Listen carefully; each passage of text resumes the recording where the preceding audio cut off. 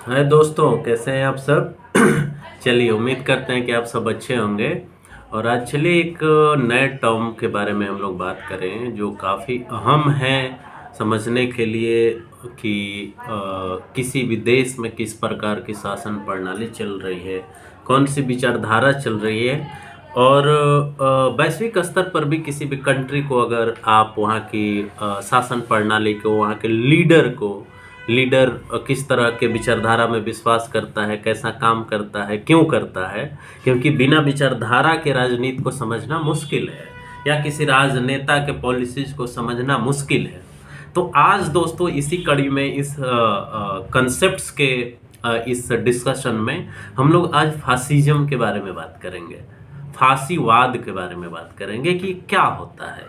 आप अगर इतिहास पढ़े होंगे, विश्व इतिहास पढ़े होंगे तो आप जानते होंगे, थोड़ा बहुत भी हिस्ट्री आपने पढ़ा होगा तो आपने हिटलर और मुसोलिनी का नाम आपने सुना होगा। ठीक है, तो उसको समझने के लिए सबसे पहले ये जानना है जरूरी है, इतिहास को भी समझना जरूरी है कि कौन से लोग थे, कौन से ऐसे नेता थे जिन्होंने फांसीवाद को आगे बढ़ाया, या उस विचारधारा का उन्होंने इस्तेमाल किया अपने शासन व्यवस्था के लिए, उसका नतीजा क्या निकला। और आप जानते हैं कि सेकेंड वर्ल्ड वॉर में किस तरह से हिटलर ने, या हिटलर सेकंड वर्ल्ड वॉर से पहले कैसे यहूदियों के प्रति उसका व्यवहार था, किस तरह से उनका शोषण किया गया, किस तरह से अत्याचार किए गए, किस तरह से कंसंट्रेशन कैंप बना करके उनको प्रताड़ित किया गया, कितने लोगों को खाने पीने से वंचित कर दिया गया, फांसी पर चढ़ा दिया गया। तो इस विचारधारा का इस्तेमाल कैसे होता है, ये समझने के लिए इस कंसेप्ट को समझना जरूरी है। हम उसमें नहीं जाएंगे कि किसने क्या किया, कैसे किया, लेकिन अगर आप इस विचारधारा को समझेंगे, इस विचारधारा को जानेंगे, तो आप समझ पाएंगे कि कहीं की शासन व्यवस्था कैसे चलाई जा रही है, उसमें कौन कौन से ऐसे एलिमेंट हैं जिस जिस जिस जिससे आपको पता चले, उस विशेषताओं से पता चले कि यह फांसीवाद की सरकार है, फांसीवादी सरकार है। ये जानना बहुत आपके लिए ज़रूरी है।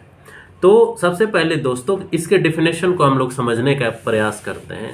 अगर इसका एक सिंपल डेफिनेशन दिया जाए तो fascism is a far right, समझिएगा, हम इसको हिंदी में भी एक्सप्लेन करेंगे।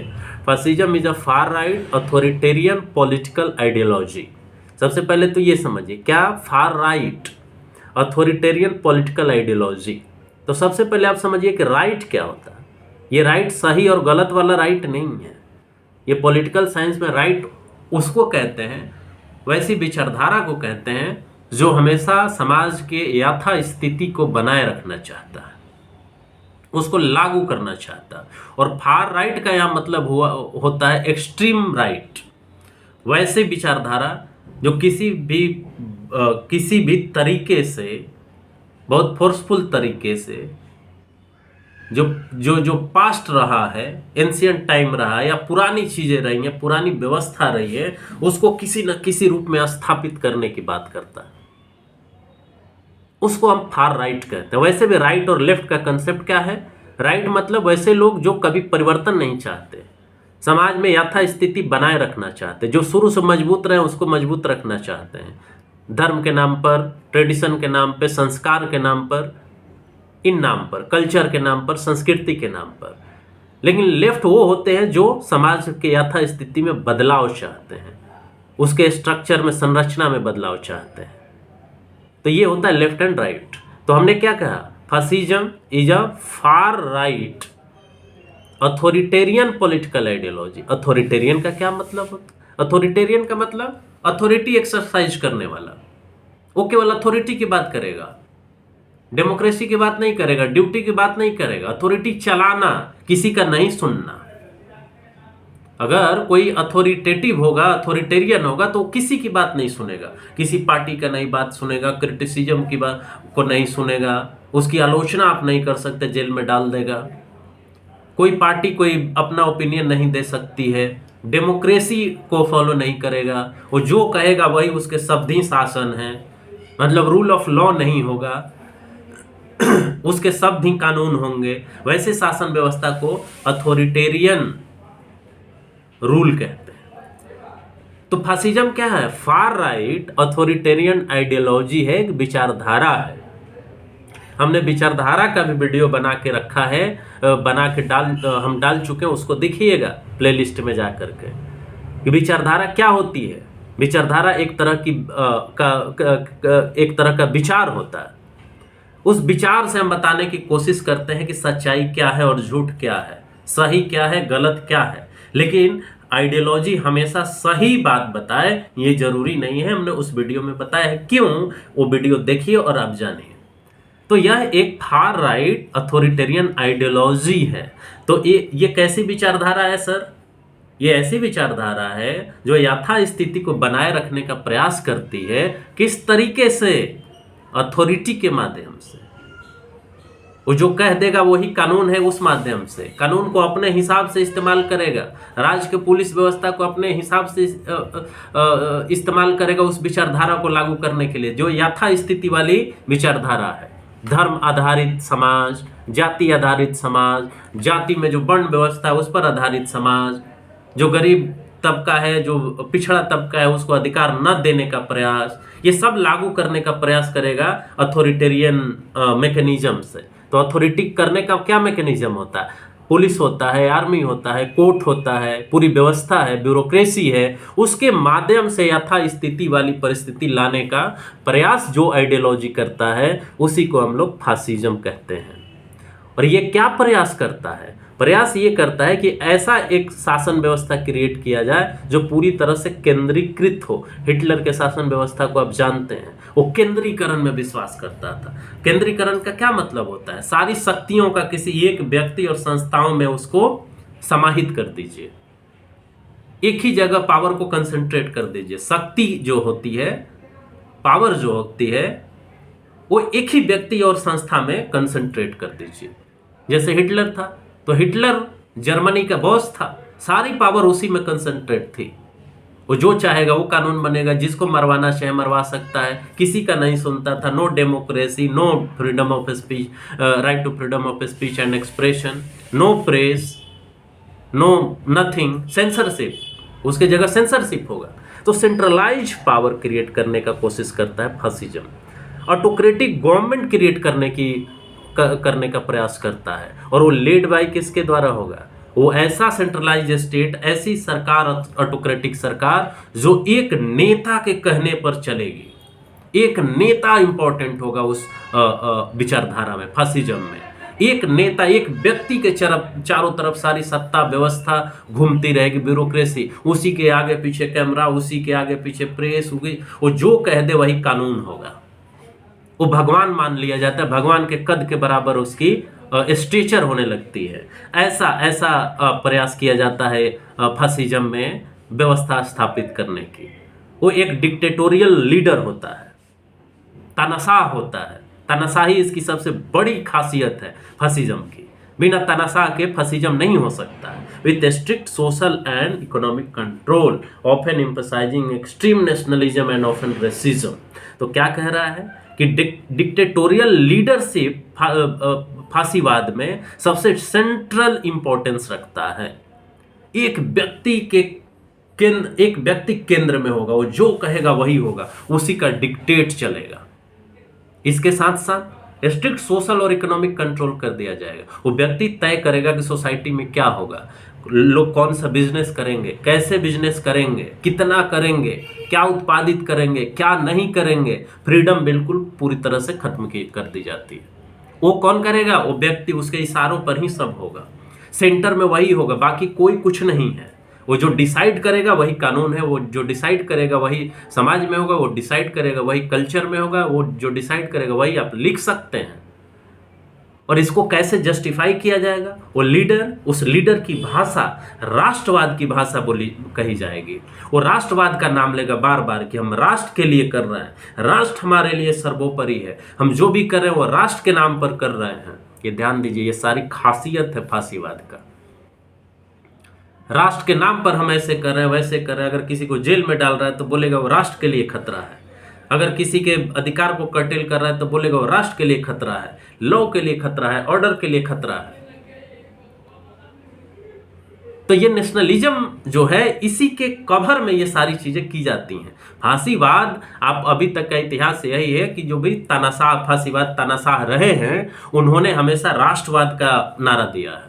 उस राष्ट्रवाद के आड़ में फांसीवाद को आगे बढ़ाया जाता है, डिक्टेटर के कैरेक्टर को आगे बढ़ाया जाता है, पर्सनालिटी कल्ट बढ़ाया जाता है, व्यक्ति पूजा जिसको आप कहते हैं। और ऑफन ये किसी धर्म, किसी रेस को सुपीरियर बताने की कोशिश करता है कि हम सुपीरियर हैं। मतलब जैसे जर्मन रेस, आप जर्मनी का एग्जाम्पल लीजिए, इटली का एग्जाम्पल लीजिए, मुसोलिनी और हिटलर का एग्जाम्पल लीजिए। हमारा कल्चरल सिंबल सबसे ज़्यादा सुपीरियर है, हमारा जर्मन रेस सुपीरियर है, यहूदी दोयम दर्जे के नागरिक हैं।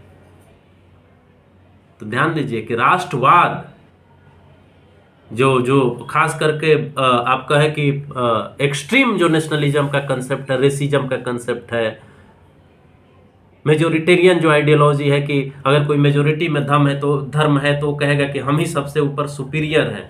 ये सारी चीज़ें जो हमने डिस्कस किया कि फार राइट होगा, ऑथोरिटेरियन गवर्नमेंट होगा, एक व्यक्ति की इंपॉर्टेंस सबसे ज़्यादा दिखाई जाएगी, सत्ता पूरी तरह से सेंट्रलाइज होगी, समझ रहे हैं। नेशनलिज्म की बात खूब होगी, आपके बेसिक चीज़ों की बात नहीं होगी। आप जेन्युइन भी बात रखेंगे तो उस व्यक्ति को पसंद आएगा तो कहेगा कि ठीक है, और नहीं पसंद आएगा तो बोलेगा कि आप एंटी नेशनल हैं, आप राष्ट्र के विरोधी हैं, राष्ट्रवादी नहीं हैं। और एक धर्म, जाति, रेस, एथनिसिटी को सुपीरियर बताने की बात उसमें करी जाएगी। ये सब इसकी विशेषता है। इसी विशेषता से ये डेफिनेशन बनता है फासिज्म का, जिसमें यथा स्थिति को, पुरानी चीजों को स्थापित करने की बात करी जाएगी, उसको जस्टिफाई करने की बात की जाती है। तो दोस्तों, it is marked by emphasising national unity and suppressing opposition through violence, censorship and state control. तो आप ध्यान दीजिए कि किस तरह से इसको पहचानते हैं। ये नेशनल यूनिटी की बात करेगा, लेकिन उसके भाषा में जब आप बात करेंगे तब, दूसरे भाषा में आप नहीं कर सकते, उसको दबा दिया जाएगा, सेंसरशिप लागू कर दिया जाएगा, स्टेट का भरपूर कंट्रोल रहेगा हर एक्टिविटीज पर। किसी भी डेमोक्रेटिक प्रिंसिपल, चाहे आप बोलने की आज़ादी की बात करें, कहने की आज़ादी, विचार देने की, लिखने की, सब पर बैन। जो शासक को पसंद होगा वही आप कर सकते हैं। राष्ट्रवाद वही होगा जो शासक कहेगा, संविधान वही होगा, संविधान की परिभाषा वही होगी जो शासक कहेगा, जो तानाशाह कहेगा। यह है फांसीवाद। इसकी कुछ विशेषताओं को आप समझिए जिससे आप इसकी पहचान कर सकते हैं। सबसे पहली विशेषता ये होती है कि यह एंटी डेमोक्रेटिक होता है। यह डेमोक्रेसी में विश्वास ही नहीं करता है। वो कहेगा कि हम डेमोक्रेसी हैं, लेकिन उसके व्यवहार, विचार, उसके प्रिंसिपल, उसके शासन व्यवस्था से आपको साफ साफ दिखेगा कि वो एंटी डेमोक्रेटिक है। वो डेमोक्रेसी में, लोगों के शासन में विश्वास नहीं करता। वो एक व्यक्ति के चारों तरफ शासन व्यवस्था घूमे, इसमें वो विश्वास करता है। अगर ऐसा कोई कहता है और करता है तो वो तानाशाह है, वो फांसीवादी है। अथॉरिटेरियनिज्म, तानाशाही, अथॉरिटेरियन या डिक्टेटरशिप आप कह सकते हैं। तो fascism advocates for a strong central authority और dictatorship where individual freedoms are curtailed for state power and control. तो स्टेट पावर को बढ़ा दिया जाएगा, पुलिस पावर को बढ़ा दिया जाएगा, ब्यूरोक्रेसी को खुली छूट दे दी जाएगी। जो नेता कहेगा उसके इशारों पर ही सब चीज होगा, न्याय, जुडिशियरी, बाकी सारी चीजें खत्म। तानाशाही इसकी सबसे बड़ी विशेषता है। नेशनलिज्म के नाम पर सब काम किया जाएगा। अगर आप कुछ कह दें उसके इतर, तो वो एंटी नेशनल आप कहे जाएंगे। राष्ट्रवाद के नाम पर सब चीज़ जस्टिफाई होगा, किसी को मारना, किसी को अरेस्ट करना, किसी को जेल के अंदर डाल देना, उसके राइट को ख़त्म कर देना, कुछ भी आपको बेसिक नेसेसिटी नहीं देना, आपके लेबर का इस्तेमाल करना, एक्सप्लॉयटेशन करना,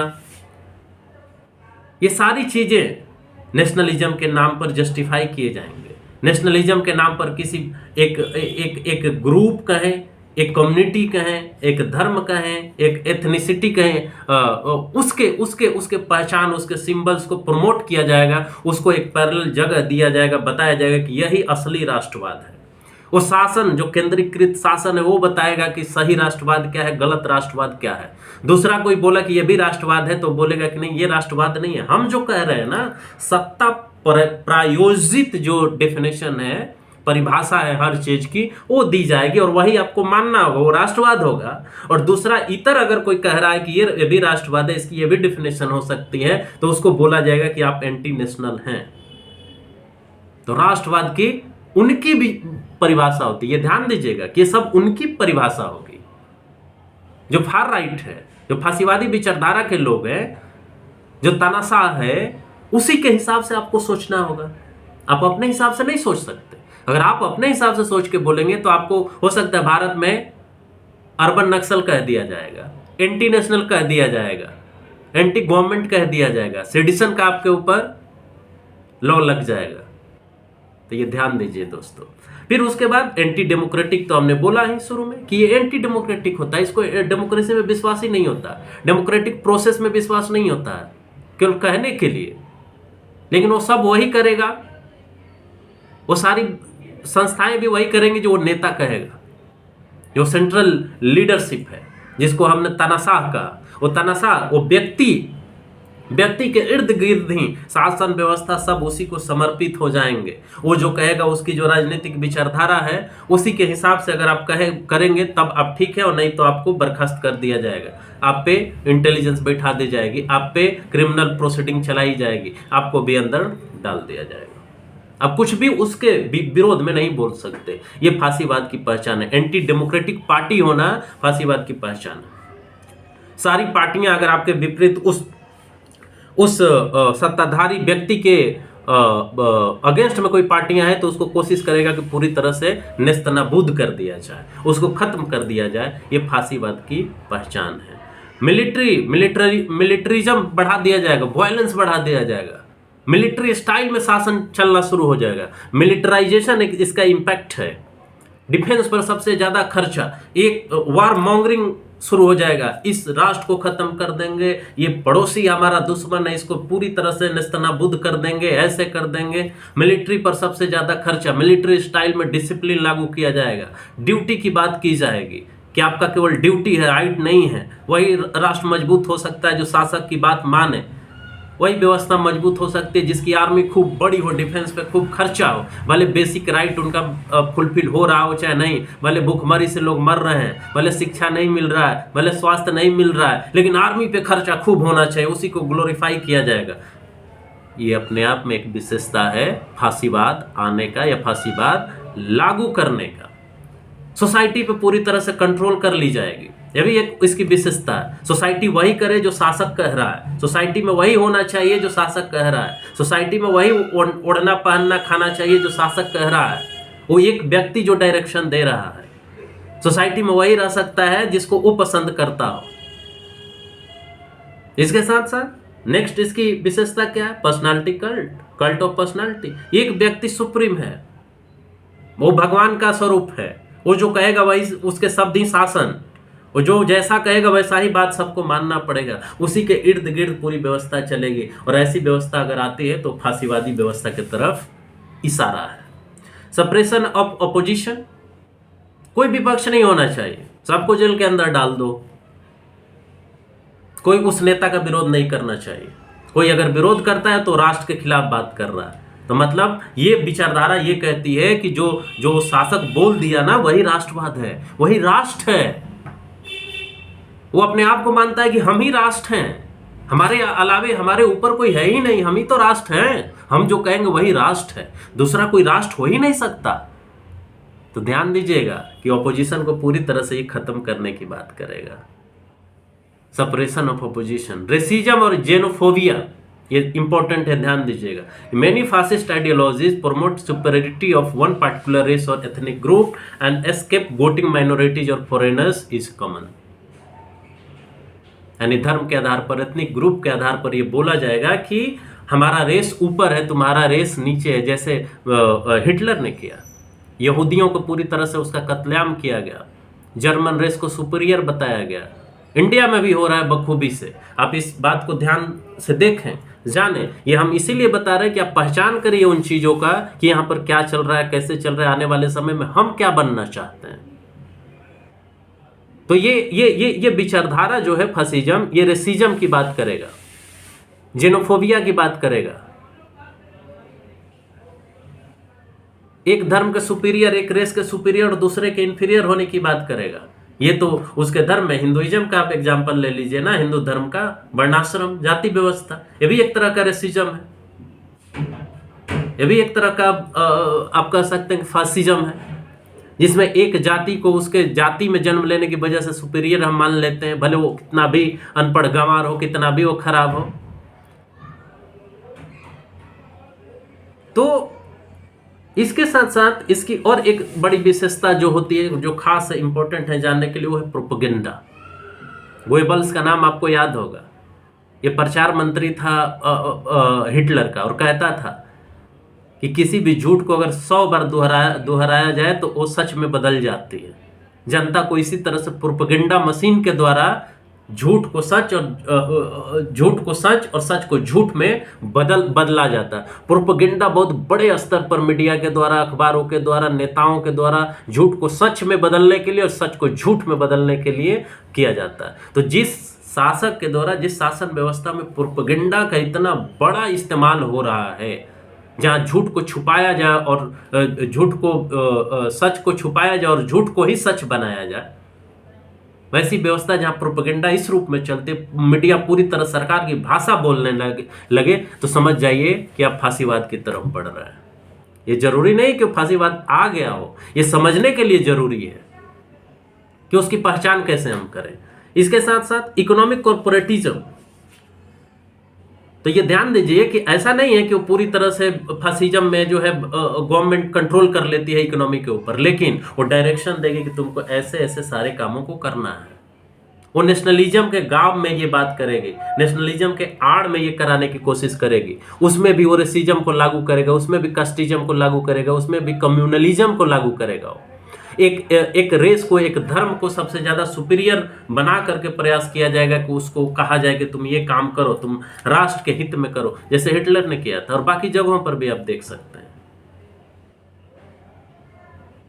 तो दोस्तों, ये जरूरी है कि आप कम्युनलिज्म को कैसे समझें, ये बहुत इंपॉर्टेंट है कि उसको समझने के लिए इस आइडियोलॉजी को जानना जरूरी है कि फासिज्म क्या है, फांसीवाद क्या है, इसके क्या कैरेक्टरिस्टिक होते हैं। हमने पूरी तरह से इसको डिफाइन किया, इसके कैरेक्टरिस्टिक को बताया है।